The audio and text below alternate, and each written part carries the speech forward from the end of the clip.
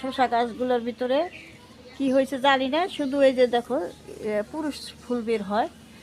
এই যে দেখো সবগুলোর ভিতরে খালি পুরুষ ফুল, ফুল এসেছে, অনেক ফুল এসেছে, কিন্তু আসলে কি হবে, এই যে দেখো সবগুলোর ভিতরে শুধু পুরুষ ফুল। ওই যে ওইখানেও ফুটছে, ওই যে দেখো ওইখানে, কিন্তু এত পরিমাণ পুরুষ ফুল এসেছে।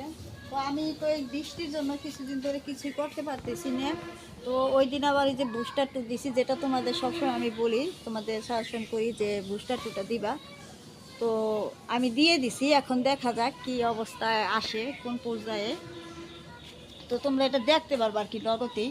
এই যে দেখো যেমন ধরো এই যে এখানে এই যে ফুলগুলো আসছে না, এগুলা মনে করো এই তোমার বুস্টার টু যদি এই মুহূর্তে তুমি মারতে পারো, যেটা আমি রেজাল্ট পেয়েছি আর কি,